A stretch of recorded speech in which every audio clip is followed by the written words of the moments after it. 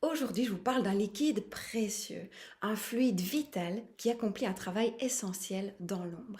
Il circule sans bruit, sans battement.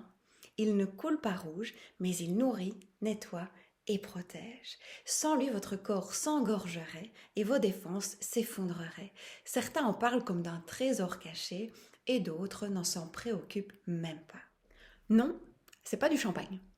Non, c'est pas une potion magique. Et non, c'est pas non plus le café du matin. Parmi les fluides corporels qui circulent à l'intérieur de nous et qui participent à notre équilibre, à notre homéostasie, se trouve la lymphe, du latin lympha qui désignait l'eau claire, l'eau pure.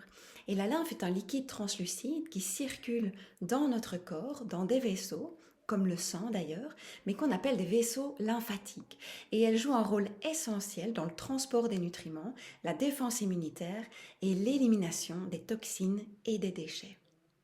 Alors ça peut paraître surprenant, mais la lymphe, elle circule dans une seule direction. Vous le voyez à l'écran, de toutes les parties de votre corps, elle remonte vers le haut du thorax où elle se jette dans les veines menant au cœur. Un système de valves l'empêche de rebrousser chemin. Et on peut se demander ce qu'il a fait se déplacer dans cette direction contre la gravité parce que, contrairement au sang qui est pompé par le cœur, la lymphe ne dispose pas d'un système de pompe centrale. Alors de quoi dépend-elle? Du mouvement. Ce sont les contractions musculaires, les mouvements respiratoires et les valvules qui lui permettent d'avancer dans les vaisseaux par petite pression. C'est un peu comme votre tube de dentifrice. Tant que vous n'appuyez pas, il n'y a rien qui sort. Et c'est pour cette raison que l'exercice physique et le massage lymphatique aident à l'amélioration de la circulation lymphatique. Et comme on va le voir ensemble, en kinésiologie, nous avons encore un autre outil pour activer l'énergie de la lymphe. Parce que oui, ce système lymphatique, il peut devenir paresseux, ça nous arrive à tous, il peut être surchargé. Et dans ce cas-là, on peut par exemple observer des rétentions de liquide, des œdèmes, des gonflements, généralement dans les chevilles, les jambes, les bras ou le visage. On peut aussi avoir un affaiblissement du système immunitaire, être plus sensible aux infections parce que les ganglions lymphatiques ne filtrent plus suffisamment les agents pathogènes. Et on peut aussi avoir une accumulation de toxines et de déchets qui peuvent engendrer, entre autres, des problèmes de peau, des douleurs musculaires ou encore des troubles digestifs. Donc quand on dit que la vie, c'est le mouvement, dans ce cas-ci, c'est presque à prendre au sens littéral du terme. Imaginez que votre système lymphatique s'arrête de fonctionner à 100% d'une seconde à l'autre, s'ensuivra une rapide agonie de quelques jours. Alors pourquoi je vous dis ça? Pas pour vous faire peur, bien que ce soit la mode en ce moment, mais parce que je trouve que ça participe à une culture générale, ça améliore la compréhension du corps et de la santé. Aussi parce qu'en kinésiologie, on emploie des points réflexes sur le corps qui permettent d'activer l'énergie de cette lymphe. Et enfin, parce que je vous ai fait une vidéo sur les points réflexes neurovasculaires, donc je me suis dit, ce serait sympa de vous parler des points réflexes neurolymphatiques. Qui les a découverts et comment sont-ils passés du domaine de l'ostéopathie à la kinésiologie? Parce que oui, c'est un des premiers ostéopathes américains, Frank Chapman, qui les a découverts. Frank Chapman va trouver l'inspiration pour ses travaux dans le travail de Steele et Littlejohn, deux figures clés dans le domaine de l'ostéopathie qui avaient entrepris des recherches importantes sur le système lymphatique. Et à l'époque, Frank Chapman va observer que de nombreux types de pathologies ou de symptômes morbides trouvent leur origine dans la paresse du flux lymphatique. Lorsque la lymphe circule bien, la santé est optimale, les tissus et les organes reçoivent leurs nutriments. Mais lorsque le flux lymphatique est paresseux, cela entraîne, au bout d'un certain temps, une intoxication des tissus, qui deviennent alors dysfonctionnels. Et en travaillant avec quantité de personnes qui avaient de nombreuses maladies, Frank Chapman va découvrir sur leur corps de nombreux points sensibles à la palpation, mais qui, lorsqu'ils sont massés en continu, deviennent moins sensibles en même temps que l'état de santé de ses clients s'améliore. Et en examinant l'effet réflexe du massage de ces points sensibles sur le système lymphatique, Frank Chapman va apparemment conclure l'existence d'un réflexe neurolymphatique. Il va dresser une carte du corps qui reprend ces différents points réflexes. Vous le voyez à l'écran. Alors ça, c'est pas la carte de Frank Chapman, mais vous voyez ces points réflexes représentés en noir et leur localisation ne correspond pas nécessairement à celle des ganglions lymphatiques. Et Frank Chapman va les nommer de son nom, points réflexes de Chapman. Malheureusement, Frank Chapman décède avant que ses travaux ne soient publiés. Et c'est son beau-frère, le docteur Owens, qui, en 1930, publiera ses travaux. Et en faisant des recherches, je suis tombée sur ce livre, qui est une traduction française des travaux de Frank Chapman, édité par le docteur Owens. Il date de 2018 et il est traduit et annoté par Claude Roumy, qui est un ostéopathe. Et j'étais toute guette, les amis, quand j'ai vu que les points réflexes qui sont décrits à l'intérieur de ce livre sont ceux que nous utilisons en kinésiologie. Et Claude Roumy encourage ses confrères à intégrer ces points réflexes dans leur pratique ostéopathique car, dit-il, ils ont été oubliés par la profession. Alors revenons à nos moutons. Le docteur Owens publie les travaux de Frank Chapman, mais il va aussi les approfondir avec deux de ses collègues, les docteurs Link et Small, tous deux ostéopathes également. Ils sont à la recherche de ces points réflexes neurolymphatiques. Existe-t-il vraiment ? Car comme pour beaucoup de découvertes, au départ, il s'agit d'observations et de pratiques empiriques. Alors au Collège ostéopathique de Chicago, les docteurs Owens et Small décident de partir à la recherche des points réflexes de Chapman situés au niveau du thorax, près du sternum. Et ils vont découvrir une petite induration sensible constituée dans le tissu lymphoïde, un peu comme une graine perdue dans une tranche de pain blanc. Et cette induration, elle se comporte comme un récepteur sensitif qui, lorsqu'il est très sollicité, diminue le flux lymphatique des ganglions pectoraux.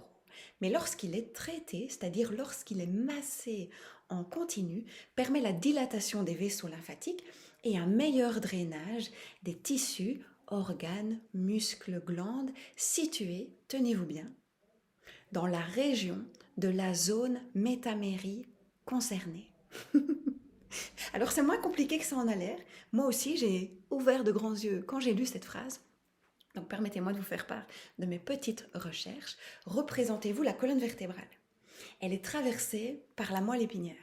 Et à chaque étage vertébral sortent des nerfs, qu'on appelle des nerfs rachidiens, et qui vont innerver différentes parties du corps.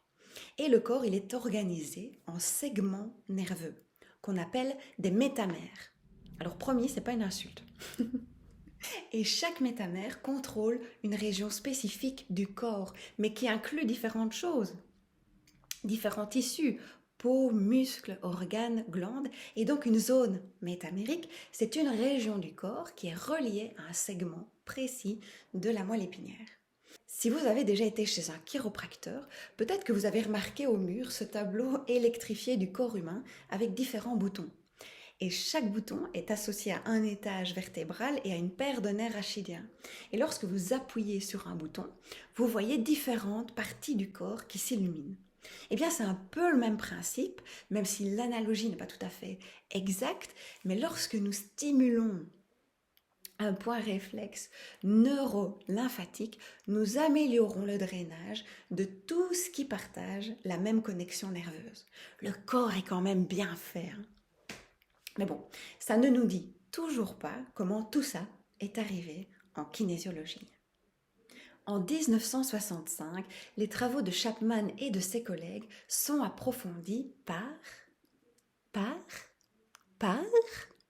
mon chouchou, le docteur George Goodhart, chiropracteur, fondateur de la kinésiologie appliquée. Et tout comme Frank Chapman avait établi une corrélation entre des maladies et la congestion de certains points réflexes neurolymphatiques, George Goodhart, à l'époque, avait lui aussi établi une corrélation entre des maladies et des faiblesses musculaires. Par exemple, il avait observé que la plupart de ses clients qui avaient un ulcère de l'estomac présentaient la même faiblesse musculaire, celle du grand pectoral claviculaire. Et George Goodhart, étant un homme instruit, avait pris connaissance des travaux de Frank Chapman. Et parmi les anecdotes qui lui ont fait intégrer ces points réflexes dans sa pratique, se trouve celle de sa secrétaire Charlotte. Elle prenait un traitement pour la thyroïde et elle avait de nombreux symptômes stéroïdes, dont des problèmes de sinus qui engendraient beaucoup de maux de tête. Et donc, George Goodhart la reçoit dans son cabinet et il teste notamment les muscles du cou qu'on appelle les sternocléido-occipito-mastoïdiens qui sont reliés à la fonction sinus. Et il les trouve en déséquilibre. Il les teste faibles. Et il dit à Charlotte, sa secrétaire, je connais un truc super, je vais te montrer, il suffit de stimuler l'origine et l'insertion du muscle pour rétablir la fonction musculaire et améliorer ton état de santé. Il s'exécute, il reteste les muscles, seulement voilà, il lui éclate presque la tête dans la table parce que ses muscles continuent de tester faibles. Charlotte le regarde et lui dit « Ça ne semble pas fonctionner, docteur Goodhart ». Et il lui dit « Je suis au courant, Charlotte ».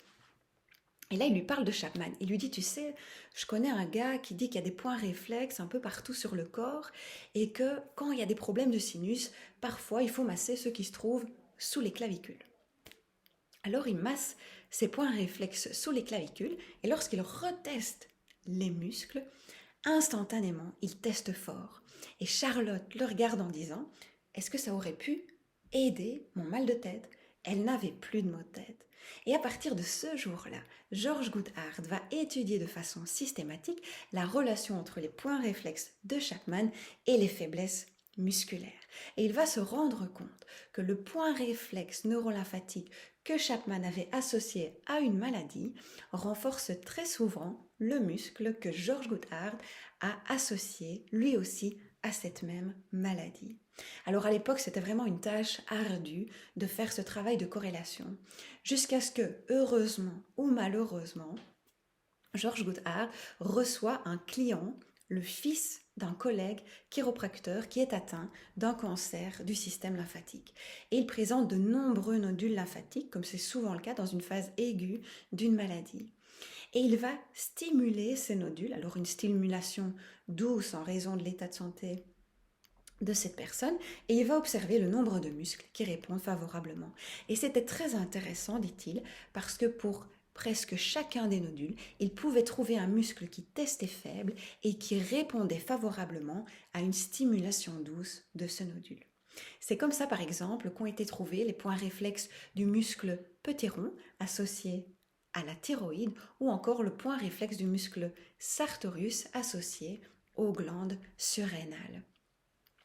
Et c'est sur ce jeune homme atteint d'un cancer lymphatique que de nombreuses corrélations ont pu être établies. Aujourd'hui, en Touch4Health, qui est une des branches de la kinésiologie spécialisée, les points réflexes neurolymphatiques sont la méthode la plus régulièrement employée pour rétablir le tonus musculaire. Et John T, qui est le créateur du Touch4Health, les recommandait dans tous les cas. Parce que le système lymphatique permet, entre autres, d'évacuer les toxines et les déchets. Et puisque nous vivons dans un monde qui est quand même fortement pollué, ce système lymphatique est souvent surchargé. D'autant plus si nous sommes stressés de façon chronique ou avons un mode de vie toxique. Et donc, dans une séance de Touch4Health, lorsque nous stimulons ces points réflexes neurolymphatiques, nous activons de façon évidente toute une chaîne d'impulsions qui permet au corps de se remettre à mieux fonctionner. Et un des résultats particuliers, c'est qu'un muscle qui teste faible, en relation avec un point réflexe donné, teste fort instantanément. Alors, est-ce que j'oserais vous quitter sans même vous avoir fait masser quelques points réflexes neurolymphatiques?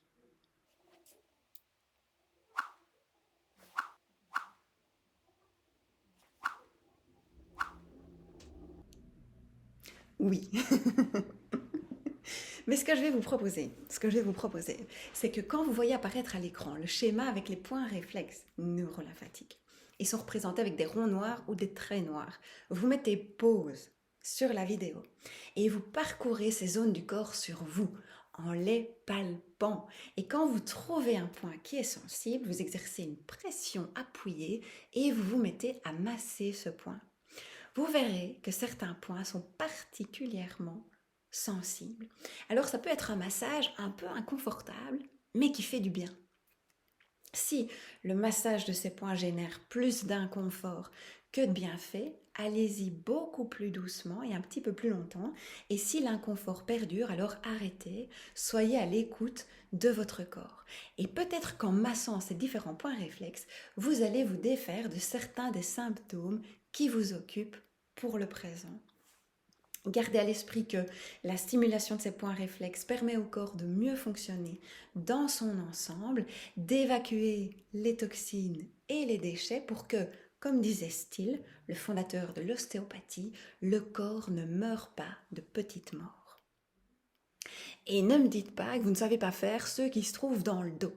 Vous prenez une balle, vous faites l'ours contre un mur, vous réquisitionnez votre compagnon, votre compagne, votre voisin, votre chat, peu importe, mais vous les faites et vous verrez, ça fait un bien fou. Allez, bisous!